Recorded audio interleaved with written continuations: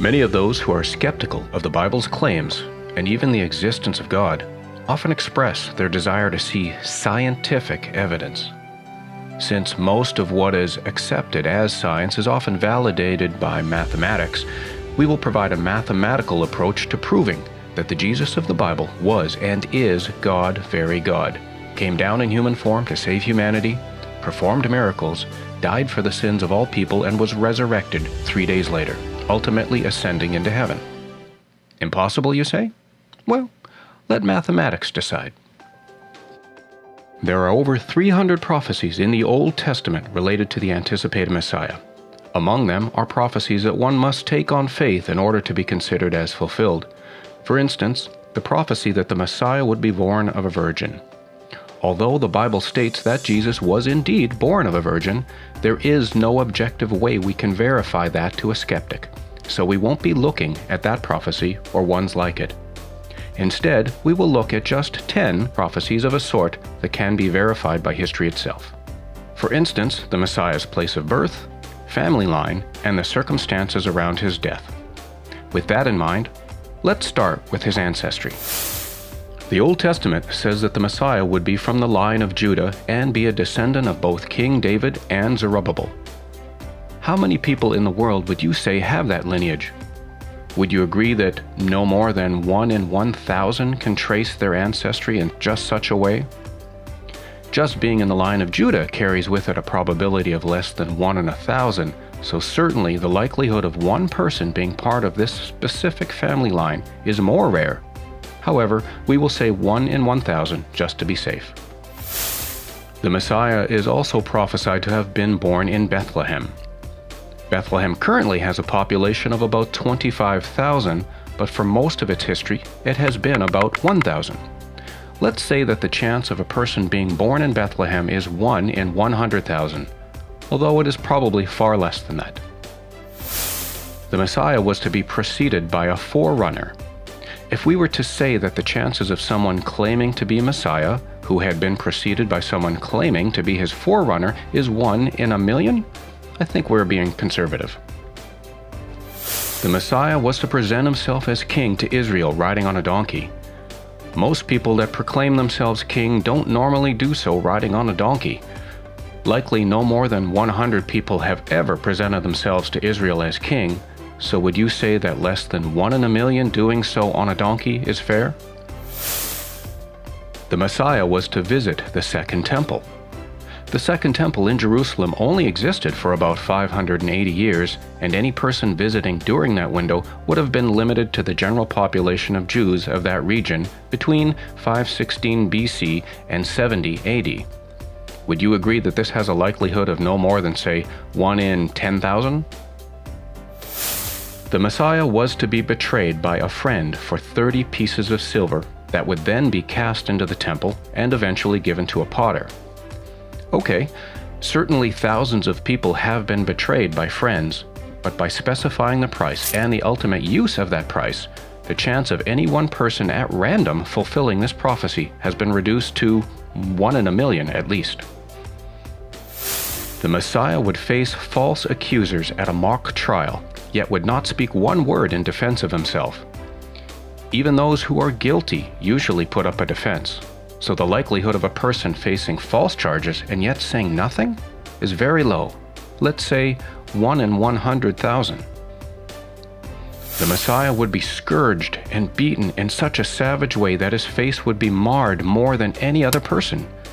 Sadly, many people in history have been beaten to an almost unrecognizable degree, but scourging is usually not part of that torture.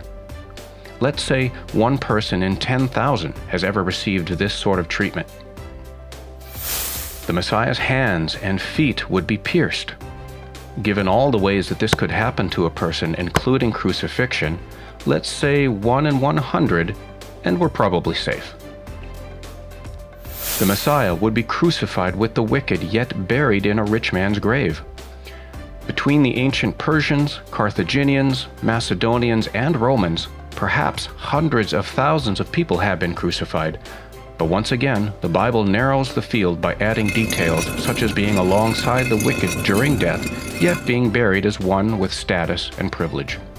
It's tough to guess, but let's conservatively say that only one person in 1,000 could have fulfilled this one.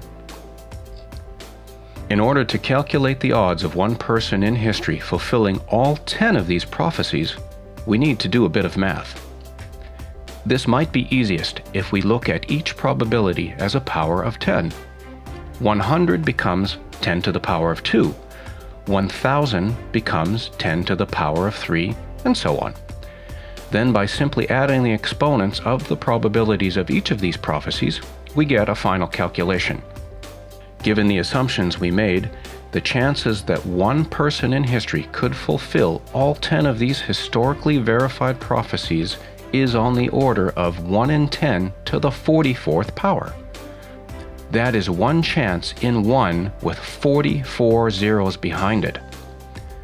To put that number in perspective, it is about the same as the odds of you getting struck by lightning twice, winning an Olympic medal, becoming an astronaut, injuring yourself with a firecracker, getting canonized, being killed by a shark, then giving birth to twins as a man. And we've only looked at 10 of the Old Testament prophecies. There are over 300, of which some are very specific and unusual, which of course would make their probability factor quite low.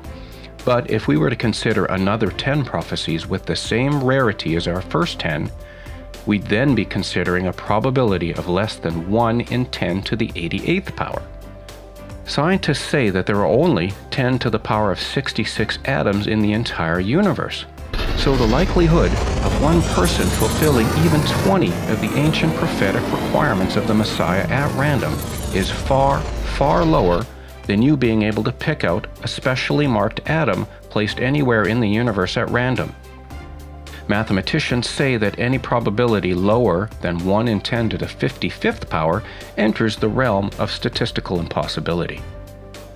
So by that definition alone, one can conclude that it's impossible that Jesus is not the prophesied Messiah. By fulfilling hundreds of prophecies about himself as recorded in the Bible over thousands of years, he proves himself to be Messiah. We must then give validity to everything else that he did, said, or was said about him. He claimed to be God, was said to have raised the dead to life, given sight to the blind, delivered the demon-possessed, and walked on water. He then allowed himself to go through the humiliation of being abandoned by all his friends, put through an illegal trial, convicted on false charges, tortured, and suffered the most horrible kind of public execution possible.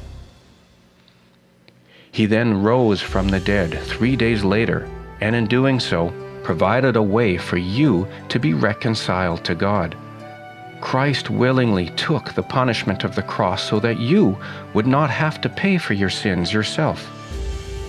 If you agree that these statements are true, then the only logical response is to give your life to Christ. Allow him to change you from the inside and start on a new path so you can enjoy all he wants to give you.